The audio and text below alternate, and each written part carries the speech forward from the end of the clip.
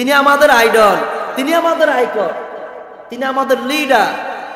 আর আমরা তার যদি বংশের কথা না জানি, তার পার্সোনাল স্ট্যাটাস আমরা না জানি, তাহলে আমরা কেমন করে তাকে ফলো করবো, অনুসরণ?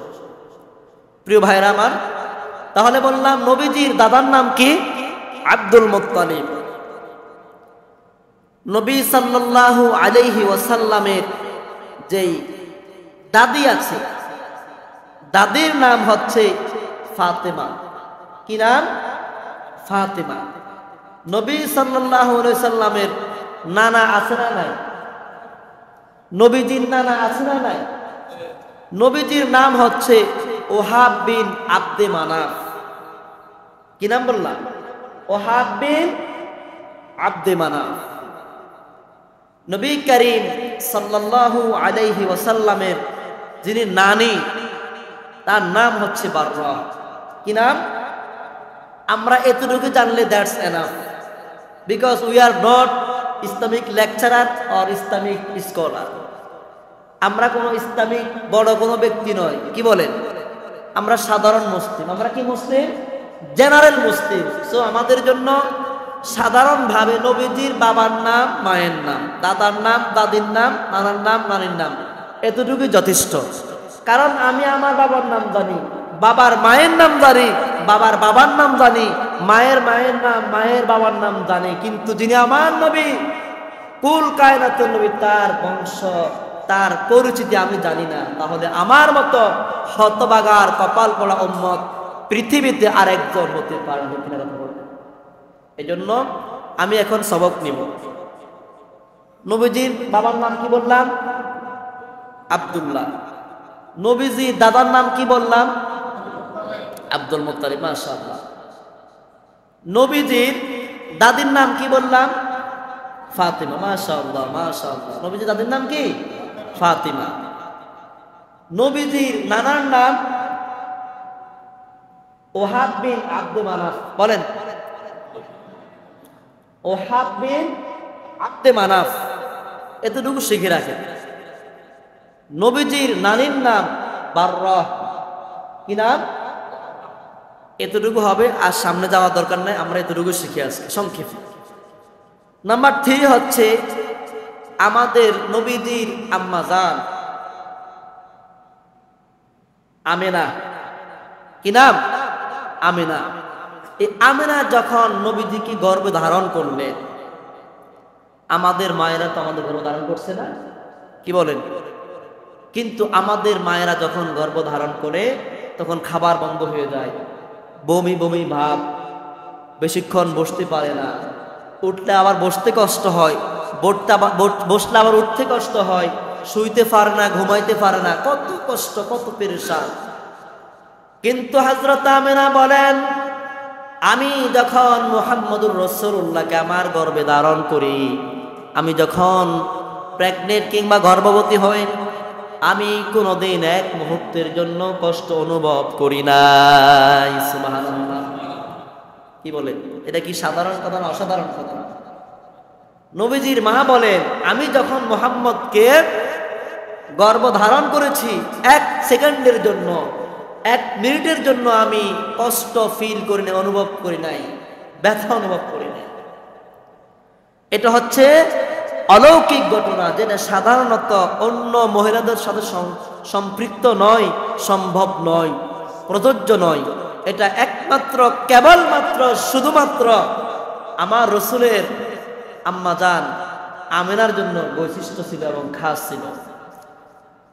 আমার ভাইয়েরা, রসুল করিম সাল্লাল্লাহু আলাইহি ওয়াসাল্লাম যখন আম্মা জানের ঘর থেকে পৃথিবীতে আগমন করেন, পদার্পণ করেন, তখন কিছু ঘটনা ঘটেছে, বলবো কি? শুনুন।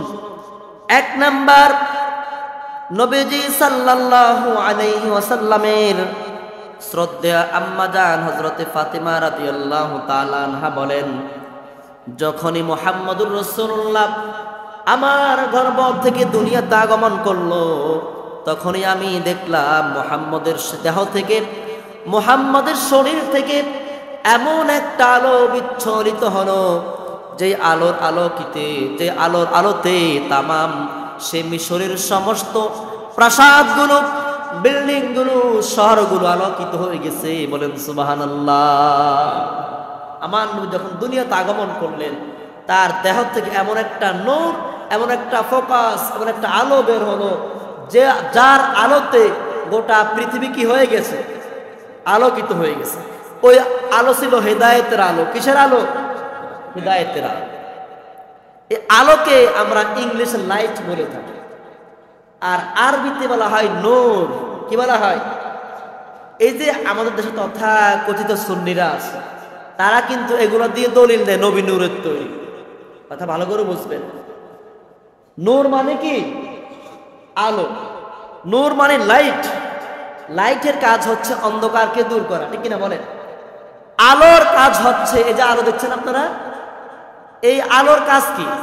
অন্ধকারকে দূরীভূত করে মানুষকে আলো দেখানো, পরিষ্কার পরিচ্ছন্নতা দেখানো। তার মানে হচ্ছে মুহাম্মদুর রাসূলুল্লাহ সাল্লাল্লাহু আলাইহি ওয়াসাল্লাম যখন পৃথিবীতে আগমন করলেন, তখন পৃথিবীতে অন্ধকার ছিল। কেমন অন্ধকার? জিহালত ছিল। যে যুগকে আইয়ামে জাহিলিয়া, বর্বরতার যুগ, মূর্খতার যুগ, অজ্ঞতার যুগ বলা হয়। আমার নবী যখন দুনিয়াতে আসলেন, হেদায়েতের নূর নিয়ে আসলেন, হেদায়েতের আলো নিয়ে আসলেন, যার আলোতে বিদআতের অন্ধকার, শিরিকের অন্ধকার, কুফরের অন্ধকার পৃথিবী থেকে নাবুদ হয়ে মানুষ সবাই আলোর পথ দেখেছে। বলি সুবহানাল্লাহ। নাম্বার 2 হলো, আমাদের নবীজি যখন দুনিয়াতে আগমন করলেন, আম্মাজান আমেনা বলেন কিসরান রাজপ্রাসাদের 14টি ফিলার 10-এ পড়ে গিয়েছে। সুবহানাল্লাহ পড়েন। 3 নম্বরে আমার নবীজির আম্মাজান আমেনা বলেন মুহাম্মদুর রাসূলুল্লাহ যখন আমার গর্ভ থেকে দুনিয়াতে আগমন করেছে, ঠিক সেই মুহূর্তে অগ্নি উপাসকদের, ওই সময় মানুষগুলা অগ্নি উপাসনা করত। এখন আমরা সিজদা করি কাকে? আওয়াজ দিয়ে কাকে সিজদা করি আমরা? ওই সময়ের মানুষগুলো আল্লাহ কাকে বলে চিনতো না, স্রষ্টা কাকে বলে চিনতো না, জানতো না, বুঝতো না। তারা সিজদা করত, ইবাদত করত নিজের হাতে তৈরি করা মাটির মূর্তির। নাউজুবিল্লাহ পড়ে। ওই সময়ের মানুষগুলো সাজদা করত, আগুন জ্বালিয়ে দিয়ে আগুনের চতুর্পাশে তাওয়াফ করত আর ইবাদত করত। আর তারা খোদা রব মনে করত ওই মাটির বানানো মূর্তিগুলোকে।